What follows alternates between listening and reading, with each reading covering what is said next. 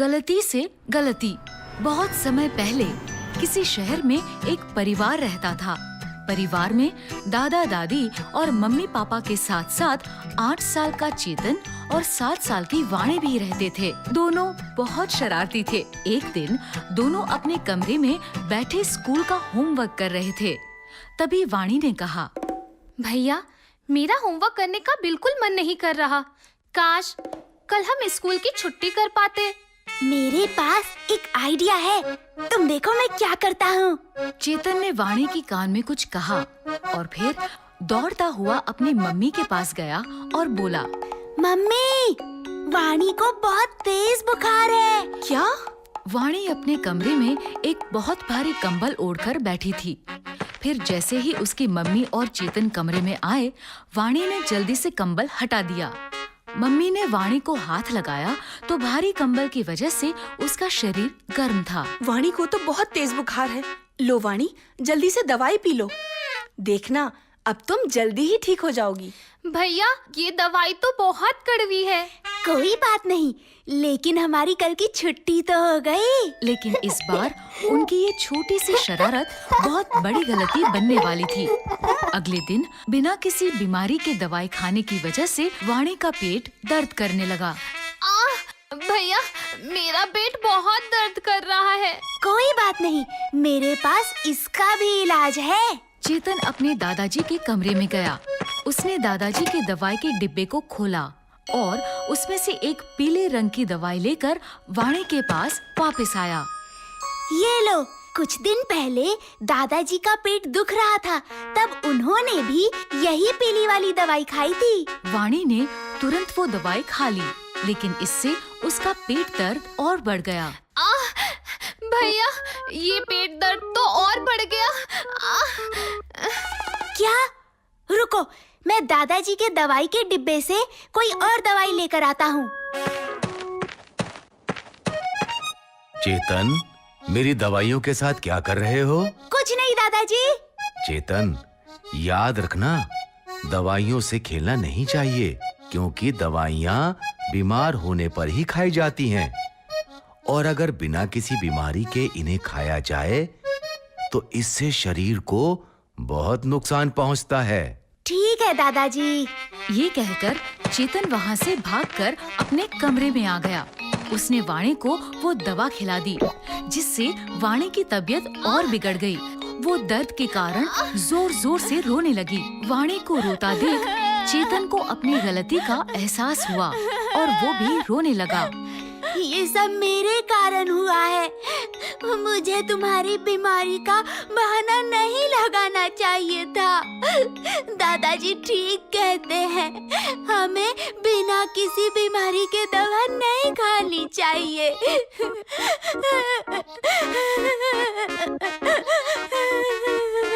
तभी दोनों बच्चों की रोने की आवाज सुनकर दादाजी उनके कमरे में आए। क्या हुआ बच्चों?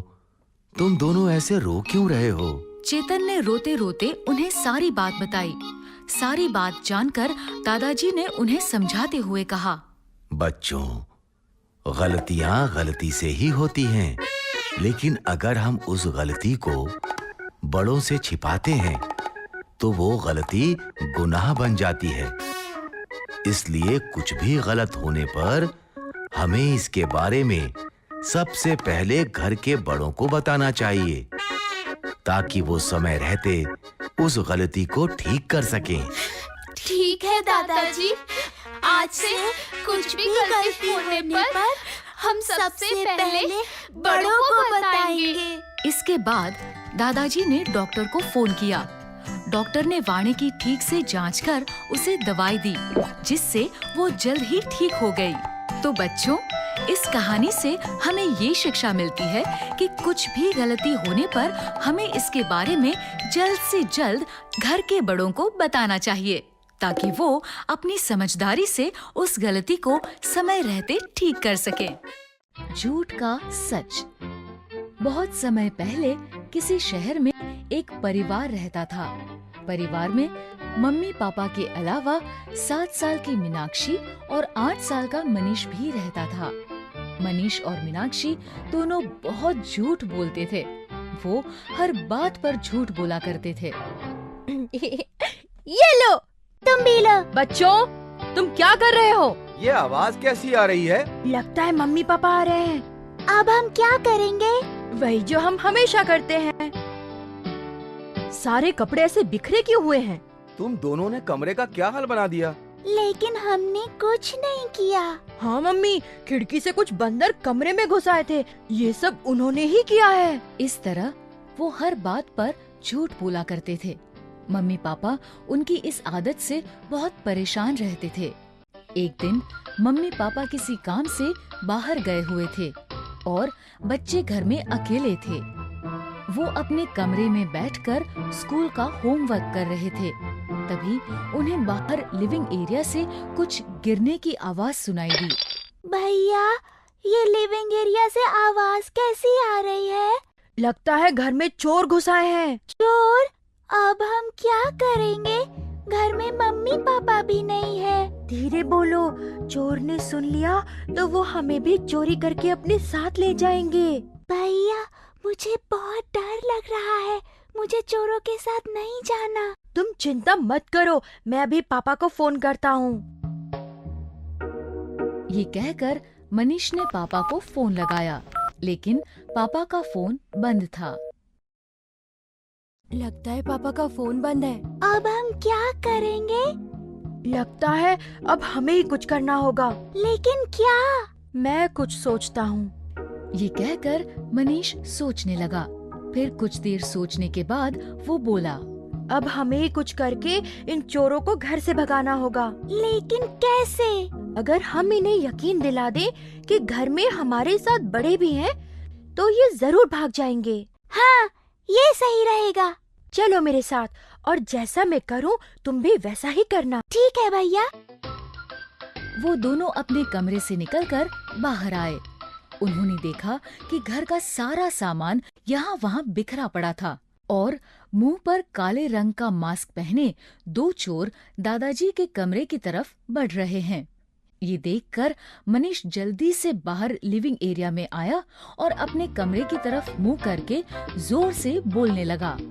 मीनाक्षी, तुम ऐसे नहीं मानोगी। रुको, मैं अभी पापा को बुलाता हूँ। पापा का नाम सुनकर चोर डर गए और ऊपर की तरफ भागने लगे।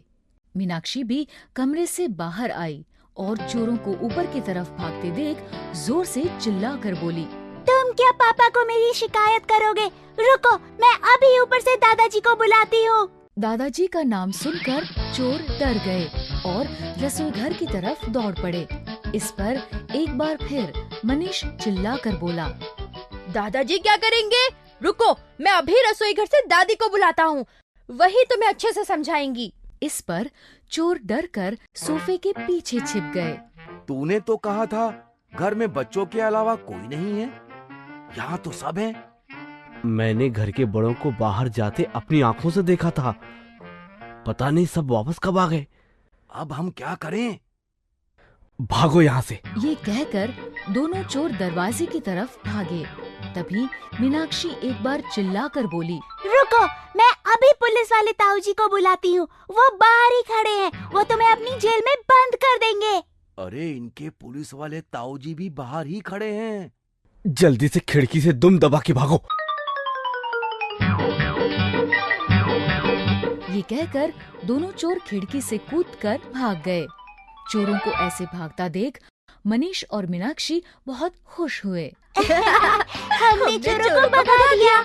तभी उनके मम्मी पापा भी लौट आए। घर में सारा सामान बिखरा देख मम्मी गुस्से से बोली, घर का ये हाल किसने किया? बच्चों ने मम्मी पापा को सारी बात बताई।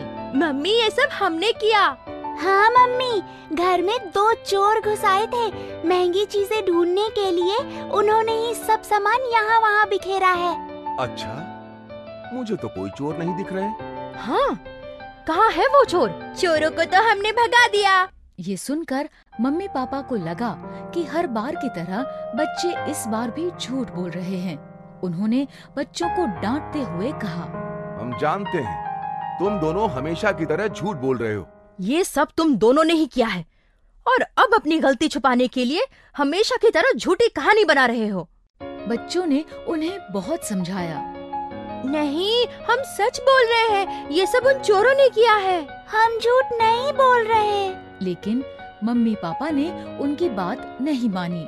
तुम दोनों पनिशमेंट से बचने के लिए झूठ बोल रहे हो, लेकिन इस बार तुम्हें पनिशमेंट जरूर मिलेगी। और तुम्हारी पनिशमेंट ये है कि अब तुम दोनों ही ये सब संभालोगे।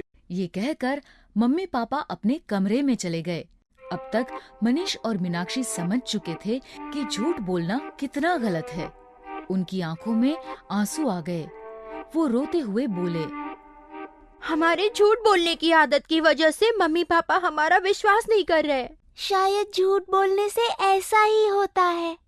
और उन दोनों ने तय किया कि आज के बाद हम कभी झूठ नहीं बोलेंगे। इस तरह मनीष और मीनाक्षी को उनका सबक मिल गया और फिर उन्होंने कभी झूठ नहीं बोला।